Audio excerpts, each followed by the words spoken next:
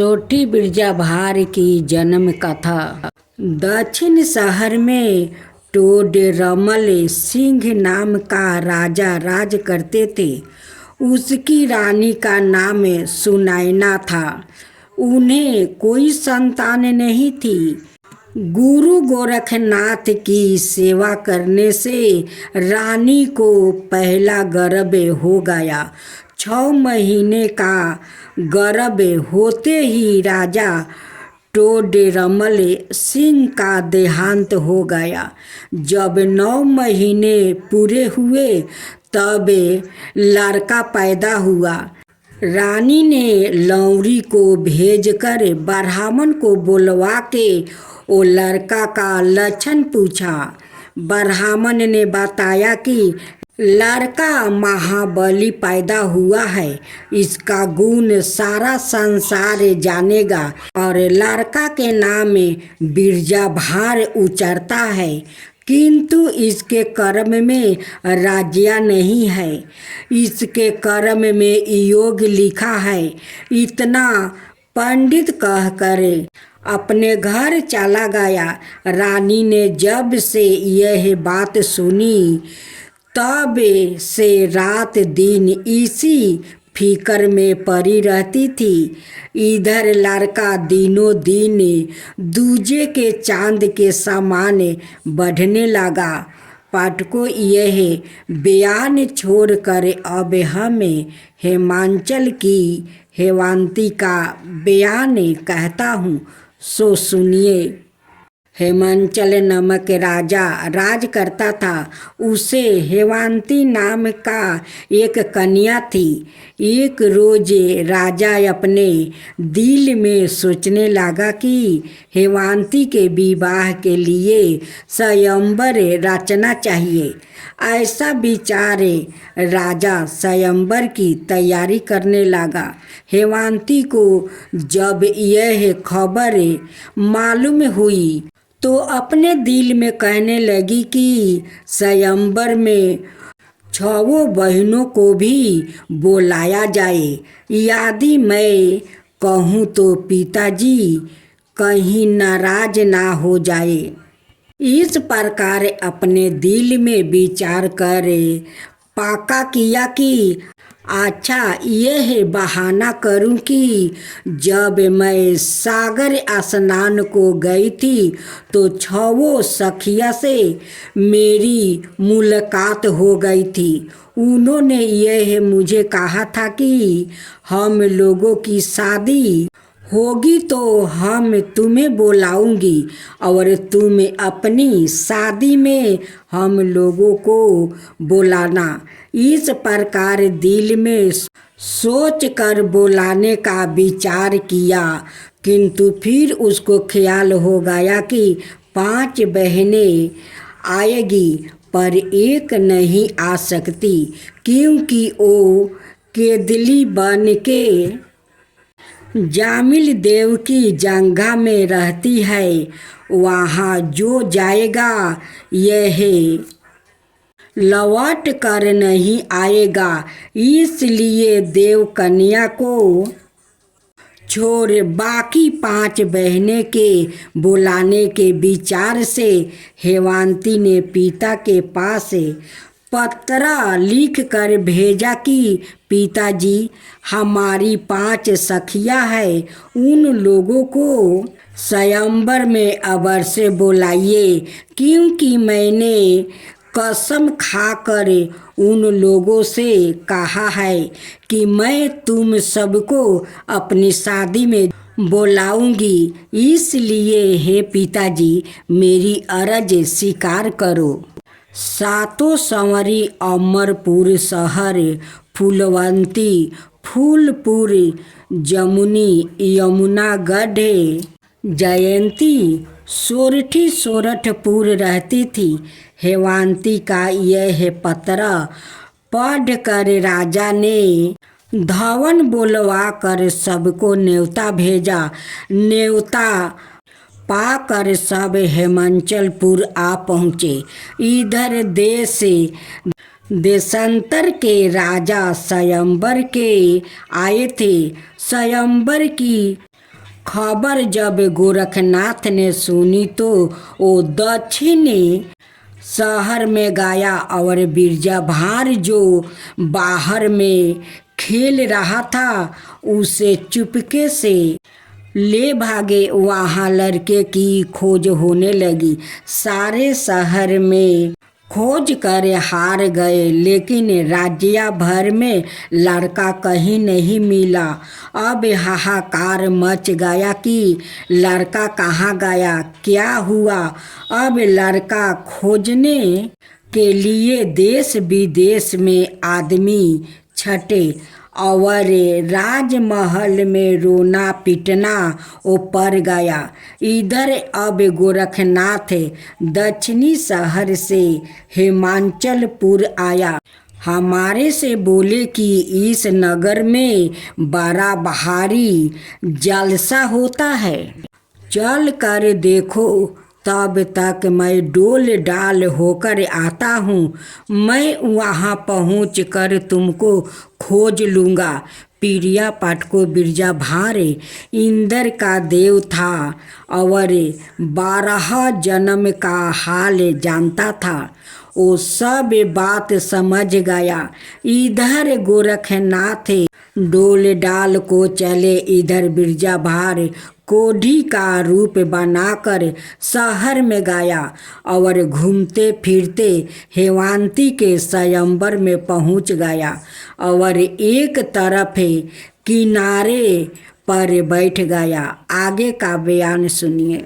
अब सुने बिरजा भार की गाना। अलख जगावे योगी गुरु के मनावे हो, अब गुरु हो कहूँ सहाय नूरे की। अलख जगावे योगी गुरु के मनावे हो, अब गुरु हो कहूँ सहाय नूरे की। गुदरी पहिन योगी झुनु की खराउआ हो, झुमत झमत योगिया चल लरे की। झुमत झमत योगिया चल लरे की। झुनु झुनु बाजे रामा झुनु की खराउआ हो, अपना नगरिया योगिया चल लरे की। झूमत झमत योगी दई ले रहतिया हो, आई पहुँचे दक्षिणी मो काम नूरे की। अलख जगावे योगी बांसी या बजावे हो, माता के दुआरिया सोरवा कर लरे की।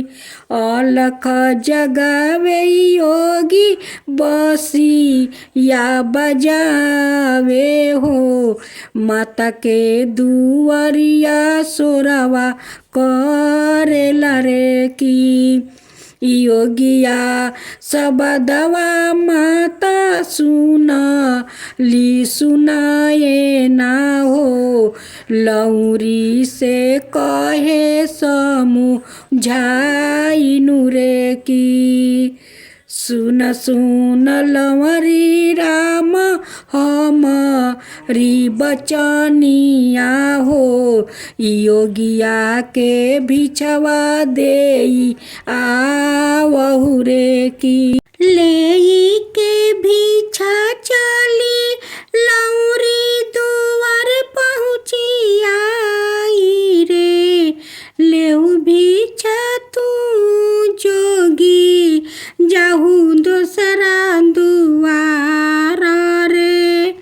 बोलत बारे जोगी उहाँ सुन लौरी बात रे, तेरा हाथ से भी छन लेबा तू बारे ना पाख के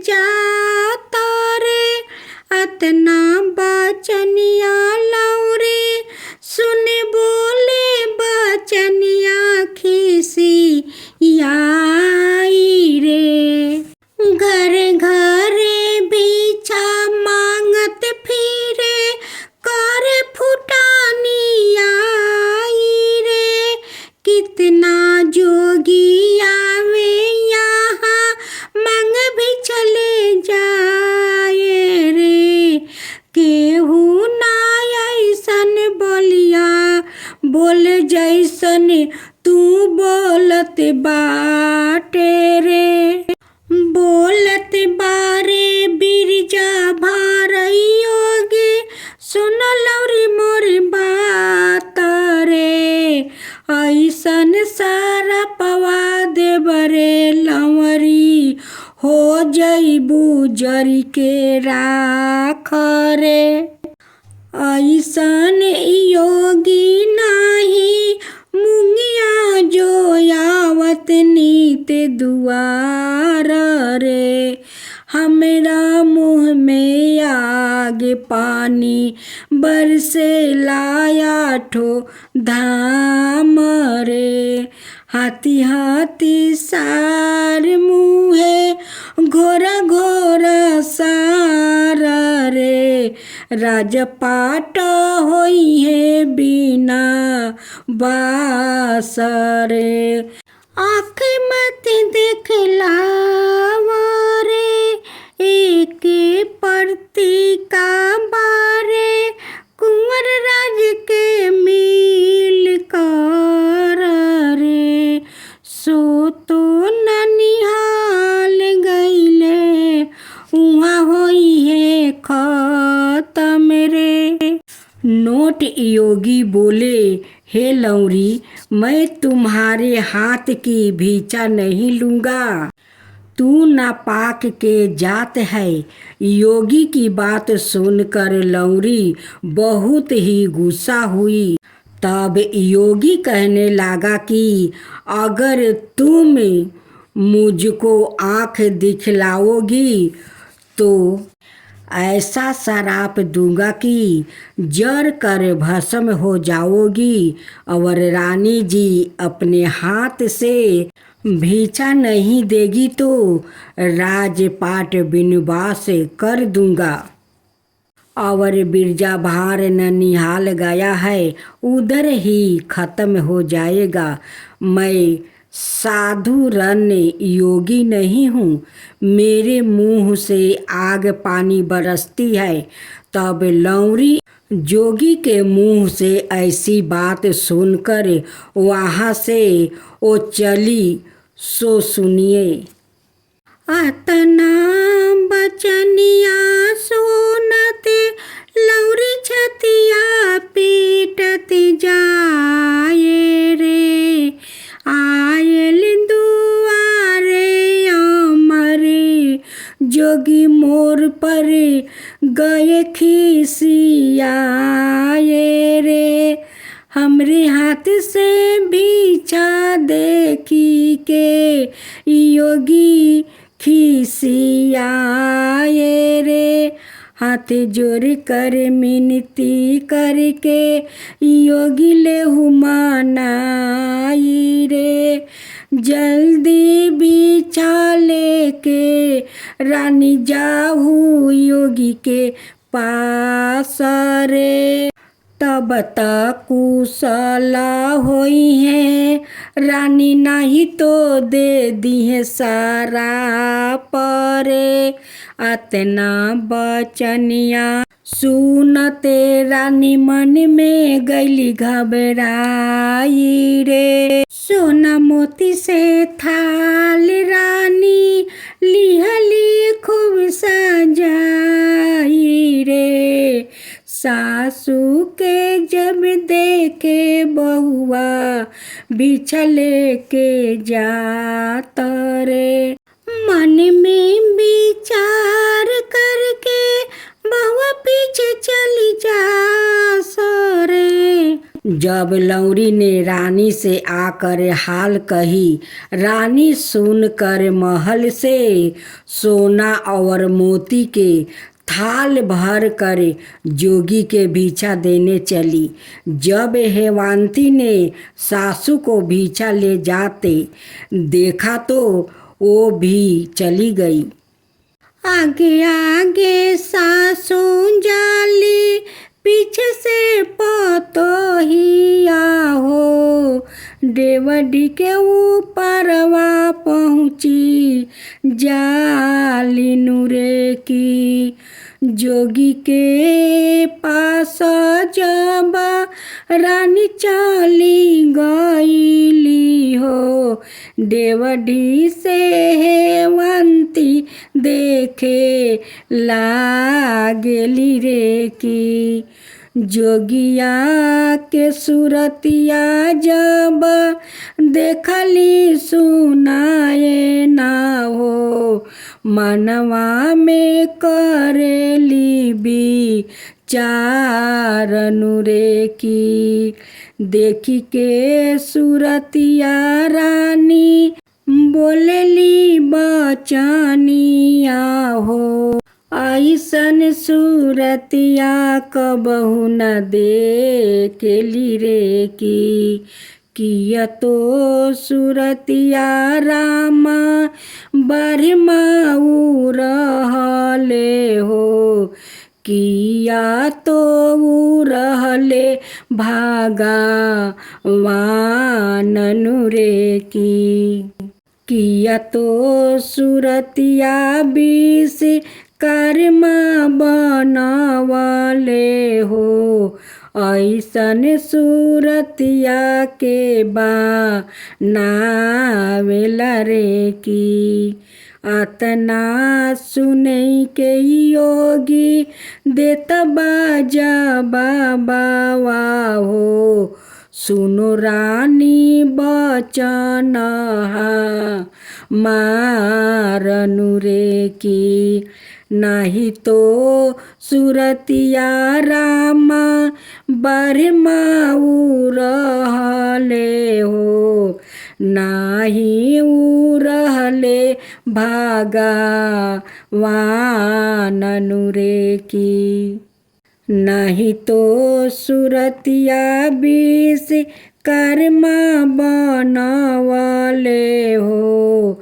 माता कोकिया भैले आवा तारनु रे की। जैसे होखेला रानी सबके जनमवा हो। वैसही जनमवा भैले मार रे की। तना ही सुन कर माता बोलेली बचनिया हो। किया तोरो माता राम घर से निकलली हो। किया तिरिया तनवा तो हे मारली रे की। एही रे करनवा रामा जोगवा रमवल हो। केही रे करनवा भिक्षवा मांगेला रे की। आतना सुनी के जोगी बोलता बचनिया हो। सुन रानी बचन मारनु रे की। नाही माता दुखवा देली नाही तकलीफवा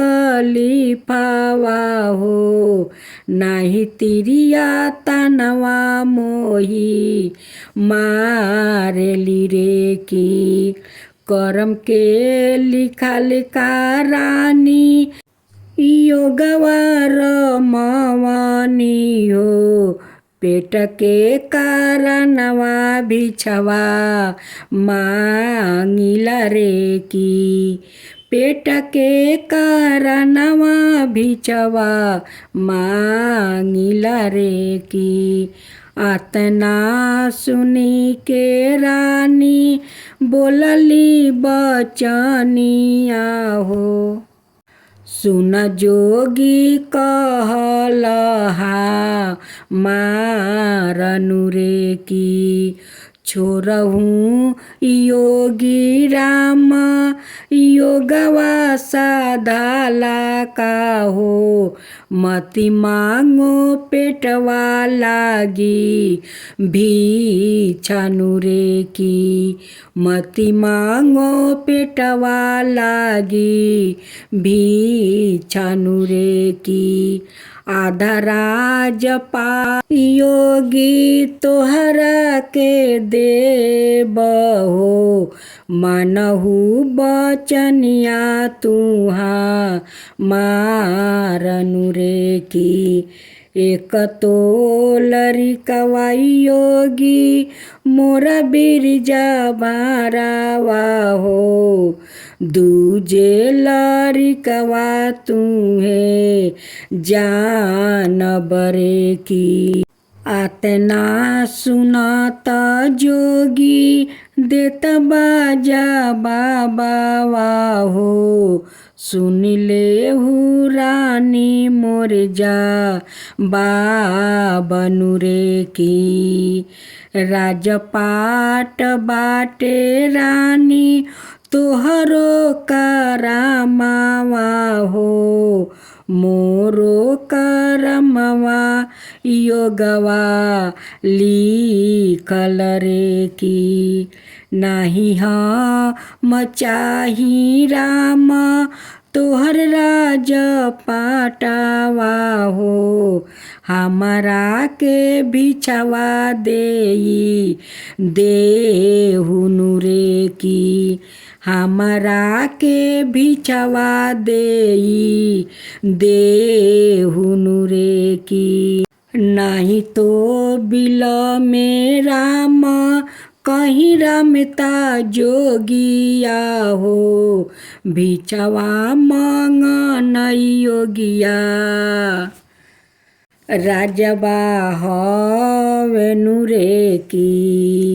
अब हेवांती का बिरजा भार को पहचान लेना किया हो रामा निज स्वामी के बचनिया बहुआ सुन ले रे की किया हो रामा निज मनवा करे ले विचारनु रे की किया हो रामा माता संगे खेलिया खूब खेल रे की किया हो रामा आपन जामल का नाही चिन्हल रे की किया हो रामा मनवा में करी के विचारनु रे की किया हो रामा देवढी झपटी दुआरवा आइल रे की किया हो रामा लपकी के पटुकवा स्वामी के धरेली रे की किया हो रामा तुम भी बांसुरिया छीन के फेंकेले रे की किया हो रामा धई के गुदरिया बचन उचारेली रे की किया हो रामा सुन रानी बचन मारनु रे की किया हो रामा ऐसन तोहर बहुआ के सुभावनु रे की किया हो रामा नैहर के बिगड़ल तो बुझालेनु रे की किया हो रामा ऐसन बिगड़ल नारी हम न देखिल रे की किया हो रामा साधु फकीर के धर्म बिगाड़ेले रे की किया हो रामा सुंदर पुरुषवा देखी के लो भालेनु रे की। अब सुनायना का हेवांती पर क्रोध है। किया हो रामा अतना बचनिया जब रानी सुनेली रे की। किया हो रामा बहुआ पर रानी खिसियालिनु रे की। किया हो रामा बहुआ के थापर से रानी मारेली रे की। किया हो रामा बेटा के पगरिया इहाँ सावेली रे की। किया हो रामा हालही में गावनवा बहुआ आइल रे की। आगे बहुआ गवना आइली पीछे से यारवा बोलवली। आगे बहुआ गवना से आइली पीछे से यारवा बोलवली। नैहर के बिगड़ले बहुआ हवे नुरे की। नाही योगी हवे राम नाही तो फकीरवा हवे। बहुआ के मिलनुआ जोगिया आइल रे की। बहुआ के मिलनुआ जोगिया आइल रे की। घरवा अइहे बबुआ कुंवर बिरजा भारावा हो। सब हलिया कही के सुनाई बरे की। सब हलिया कही के सुनाई बरे की। एही सोगिया लौनी के घर से निकलब हो। एही सोगिया लवनी के घर से निकलब हो। कुलवा में दगियाइला गावेले रे की। कुलवा में दगियाइला गावेले रे की। अतना सुनत राम बोले लागल बहुआ हो। सुन सासु मोरो बेयाननु रे की। नव तो महीनवा सासु गर्भ में रखलू हो। 10वें महीनवा जाना मावेलू रे की। एक तो परीक्षवा सासु दूधवा पियवलू हो। तबहु न जमाला काके चीनेलू रे की।